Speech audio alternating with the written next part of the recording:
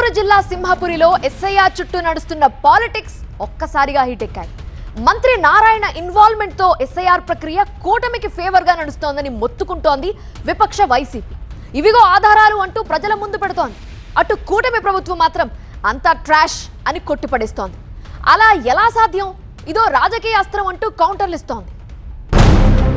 SIR ప్రక్రియలో మంత్రి నారాయణ జోక్యం మరీ ఎక్కువైందంటూ ఎన్నికల సంఘానికి వైసీపీ ఎమ్మెల్సీ చంద్రశేఖర్ రెడ్డి ఫిర్యాదు చేయడం పొలిటికల్ గా కాకరేపుతోంది. బిఎల్ఓలతో మంత్రి నారాయణ సమావేశమయ్యారు. వైసీపీకి సంబంధించిన ఓట్లు తొలగించేందుకు కుట్ర చేస్తున్నారంటూ ఇటు కలెక్టర్ కి కూడా కంప్లైంట్ ఇచ్చారాయన. అయినప్పటికీ నారాయణపై ఎలాంటి యాక్షన్ లేదంటూ ఆగ్రహం వ్యక్తం చేశారు. ఇంత పెద్ద దారుణానికి పాల్పడుతున్న మంత్రి విషయంలో అధికార యంత్రాంగం స్పందించకపోవడం దేశంలో ఎక్కడా చూడలేదన్నారు.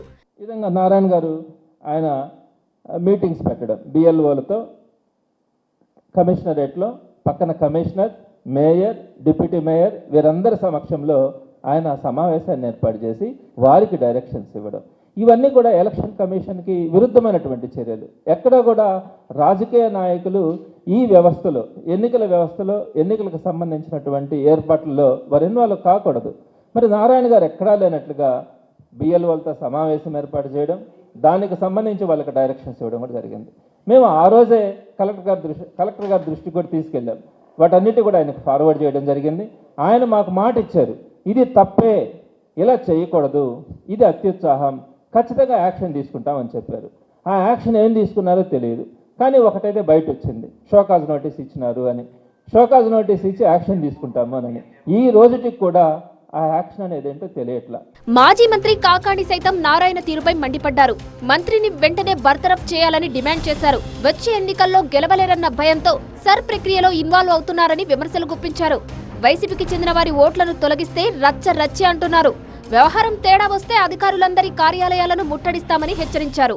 ఒక రాజ్యాంగ వ్యవస్థలో భాగస్వామ్యమైనటువంటి రాష్ట్రానికి మంత్రిగా వ్యవహరిస్తున్నటువంటి నారాయణ గారు ఏకంగా బిఎల్ఓలతో ఒక సమావేశం ఏర్పాటు చేసి ఎన్నికల కమిషన్కు సంబంధించినటువంటి ప్రక్రియలో ఒక స్వయం ప్రతిపత్తి కలిగినటువంటి రాజ్యాంగ సంస్థ అయినటువంటి ఎన్నికల కమిషన్ విధుల్లోనే నేరుగా జోక్యం చేసుకోవడం జరిగింది. ఆ రోజు దానికి సంబంధించినటువంటి ఆధారాలను కూడా చూపించాం.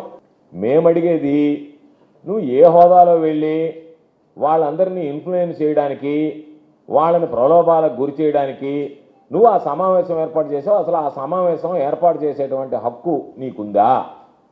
ఏర్పాటు చేసేటువంటి అవకాశం మీకుందా? ఎందుకు ఇటువంటి మంత్రి మీద ఎన్నికల కమిషన్ చర్యలు తీసుకోవటం లేదు? మంత్రిని వెంటనే బర్తరఫ్ చేయాల్సినటువంటి అవసరం ఉంది. ఎస్ఐఆర్ అంటే వైసీపీ నేతలకు అవగాహన లేదంటున్నారు నెల్లూరు డిప్యూటీ మేయర్ రూప్ కుమార్. ఏ ఒక్క వైసీపీ కార్యకర్త అయినా మా ఓటు మిస్ అయిందని చెప్పారా అని ప్రశ్నించారు.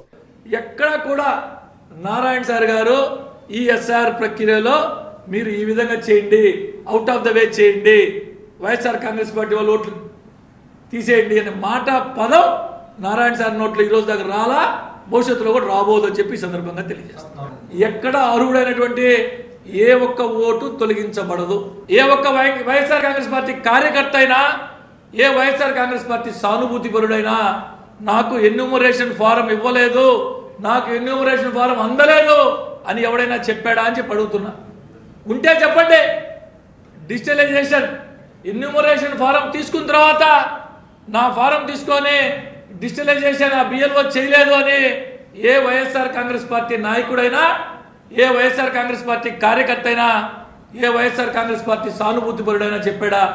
మొత్తంగా ఎస్ఐఆర్ సెంట్రిక్ గా మొదలైన పొలిటికల్ రచ్చ ఇప్పట్లో సద్దుమణిగేలా కనిపించట్లేదు. తమ పార్టీకి చెందిన ఏ ఒక్క కార్యకర్త ఓటు మిస్ అయినా తాడోపేటో తేల్చుకుంటామంటున్న వైసీపీ నేతల కామెంట్స్ తో నెక్స్ట్ ఏం జరగబోతుందన్న ఉత్కంఠ నెలకొంది.